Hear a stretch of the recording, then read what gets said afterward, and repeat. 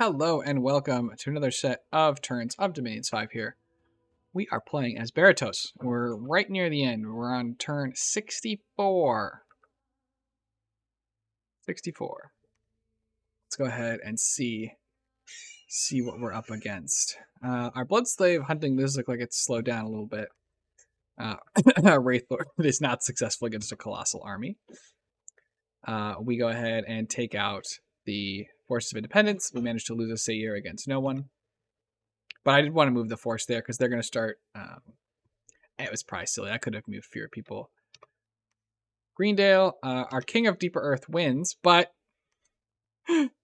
unfortunately, he has to fight again immediately. It gets attacked again, and he doesn't have any more gems. So he casts Weapons of Sharpness, and I didn't have him scripted. I had him scripted to cast these Earth Elementals. And then he does a Blade Wind, which does okay, but should have done more. And then he manages to get killed by satyrs. So that's unfortunate. That's not what we wanted to see. The Throne of Elements has an event chain. Assassination attempt. We are successful. A couple nice events. And then we lose our king of Elemental Earth. So now we've taken this. I figured at this point that we're not getting our super sneaky victory over here. And we did indeed get patrolled out by this great big force. So we were not beating this with our, the queen's here, all kinds of stuff's here. We were not going to beat this with our forces, so it's good that we moved. But I figured at this point, let's take it. Let's put a fort on it. I want to be able to take this army, get this fort and citadel up. We're going to do a 3 red seconds and have them be able to teleport over here. Or not the whole army, right? But the air mages, at least, to Cloud Trapeze so they can help me take this province. Because we're moving our dudes here, and then they'll move here the next turn. I think we're going to resummon our king, probably. If I had to guess. Let's see. We're doing some fairy courts to get some extra nature mages and air mages. Mostly nature mages, and then we can put a crystal matrix on them. 3 red seconds. Heliophagus. So we're probably not doing as much as we should be doing, to be honest, given the situation we're in, right? We should be trying to do more to use up these gems and get get prepared for this fight with Femoria. But we're not, even though we should be. I figured this army is going to move back here, as protecting this fort is going to be very important. Or not the whole army, right? Just these two guys. Yeah. They're going to go blood hunt this. That's what it is. This army's staying here so that we can potentially make this march if we need to.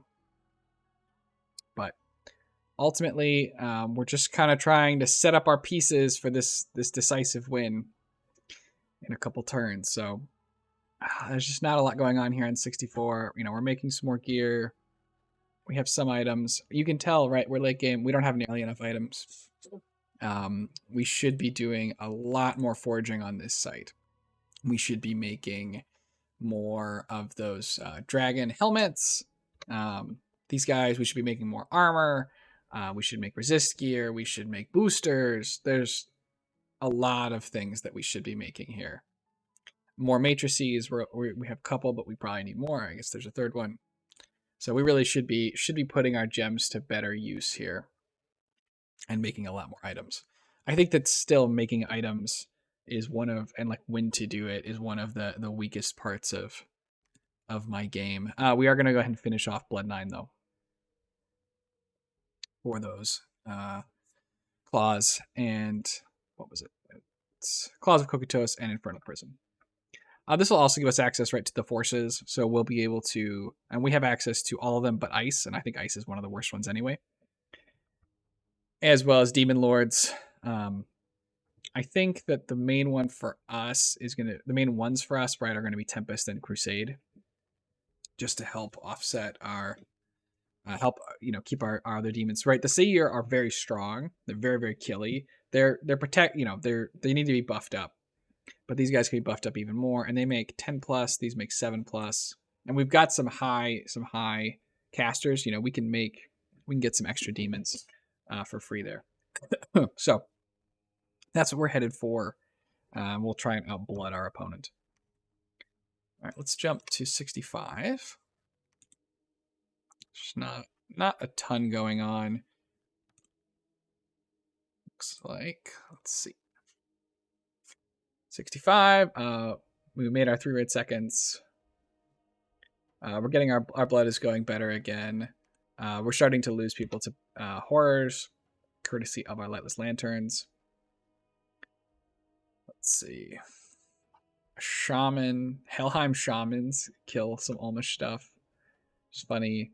Our King of Banefire's avenges our King of Earth and kills these dryads. Wraith Lord attacks, loses.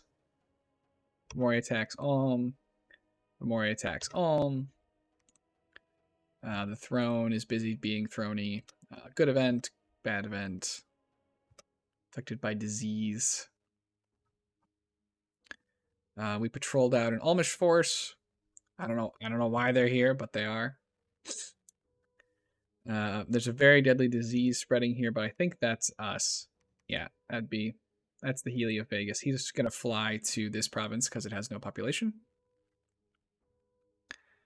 So that's the idea there. We are attacking this.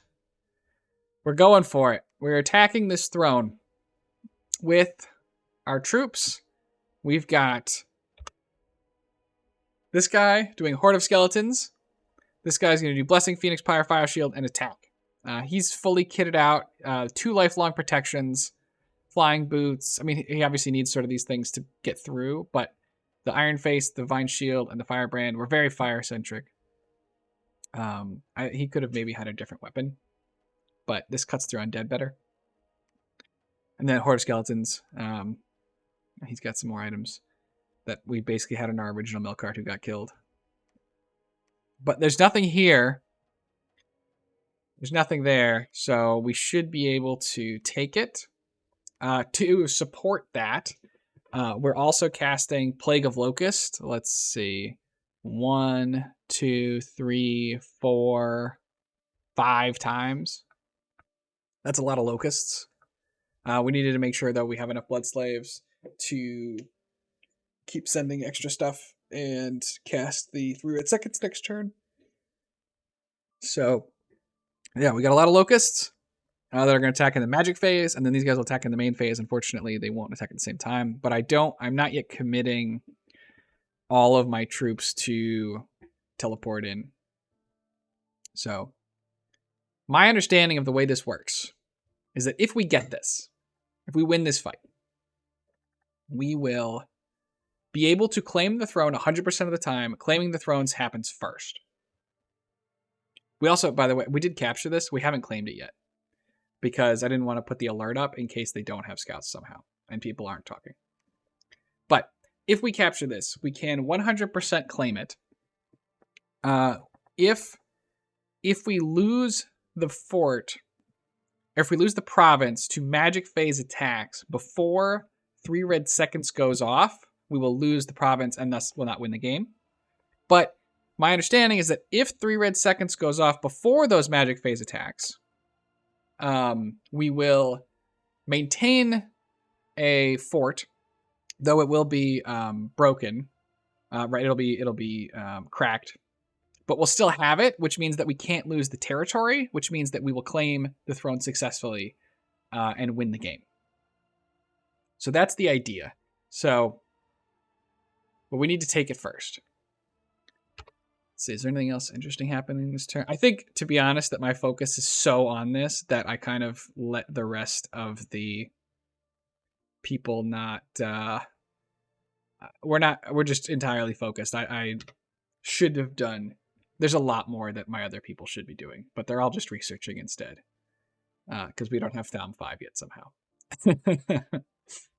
um, but all my focus was on this. So let's go ahead and we'll jump to 66. Let's see if it works. See what's there. 66. Okay. We do some more stuff, but most importantly is the battle at the Witch's Copse. We sent in 5 castings of locusts. There is nothing here. Okay. We have the throne. It's ours. A Fomorian druid also attacks the throne, but we repel it because it's all by itself. There's some random events. Greendale gets conquered again. Our queen of the city shows up. Right on time. Right as we're hopefully about to win the game. Our nice, 7, 11, 15, 17 path mage shows up. Not counting the holy. And she also is cool. She has a shape change where she then gets Master Smith, though she loses some paths. So I'd have to go through exactly which ones she lost or gained or whatever, but she also has Healer, which is great. She'll allow us, if we really want to, we can try and move out other injured units and leave like her in a province where we're summoning Tartarians. And she'll do an okay job of healing them up a little bit. Certainly not to the extent that Gift of Health does, but it's something. Okay, more importantly, we're on the throne. Now, we're claiming the throne. Everybody down here that has air levels and I don't need to do 3 red seconds is cloud trapezing onto the throne. We don't have the ability to teleport our armies yet, so it'll just be mages. But we're sending 1, 2, 3, 4, 5, 6, 7, 8, 9. I could have sent this guy, but I forgot that they could do. I was like, we've got cloud trapeze, but we also have teleports as a whoops. So we're sending like 9 mages who are going to do mostly like living clouds, living fire. There's tons of elementals. We're going to put storm up to avoid enemy flyers and to keep our guys in front and to support our living clouds. And to help us with storm power, of course. We've got reinvigoration scripted on all these guys. They have tons of gems to support getting hit multiple times in the magic phase. So that's what we're going to do. We're going to hit it. We're hitting this with 3 castings of 3 red seconds because my understanding, right, is that any one of them works, that's game. If any one of them works, that's good enough. It doesn't matter if we lose the fight. If one of those 3 red seconds happens first, we'll win the game with our cracked fort. Presumably, everybody knows. So, again, while we haven't actually claimed the last throne, or we haven't claimed this throne. So, from everyone's perspective, if you're not paying attention at all, we have only 6 points, and so we're still halfway away. But if you are paying attention, we're standing on another 5. So I expect Fomoria, right, will fight us really hard for this. Helheim, I doubt it. They're dead. If I was Helheim, I would be like, oh, thank God. It looks like the game might be over and I can stop doing this. Same for Ulm. Even if they wanted to, I'm not sure if they could. For both these, I'm not sure if they could or to what degree they could. But I would think they'd just be happy enough the game is over. Niflheim as well. They lost their whole stack to Fomoria. So as opposed to some other game-ending situations or like throne rushy situations where you expect to get attacked by a lot of people, I think that it's unlikely. I think that only 2 people can win this game at Atlantis, but they are too far away. I think 1, 2, 3, 4. I think that teleport is only 4. Research. I think it's in thaumaturgy. No. Isn't teleport a thing? They could have astral travel, which is 5. So I guess they had astral travel. I guess this isn't a connection. So if they had this, so it's 1, 2, 3, 4, 5. So they could try for it. But Atlantis is the one who's probably least likely to know what's up. They can't see this at all, being in their puddle. They're busy probably trying to dispel Sea of Ice again. So they probably don't have a lot of pearls to spend on that kind of thing anyway. So that's where we're at. So yeah, we can look again, right? We're doing storm power, wind guide to help with all of our precision, air elemental, living fire. We're doing an army of lead, which will go out. Hopefully, I think the way this works, it should go out after a lot of our living fires and clouds and stuff get made. Living clouds. Storm power, living clouds. So they should hopefully get the buff. I think that's how that works. We've also got some Infernal Prison scripted in case what shows up is a Tartarian or several Tartarians. We're sending people with lots and lots of gems. This guy doesn't have enough, but generally lots of gems and blood slaves so that they'll hopefully keep casting. Nobody's on conservative magic gem usage. The time for conservative magic gem usage has passed. So that's where we are.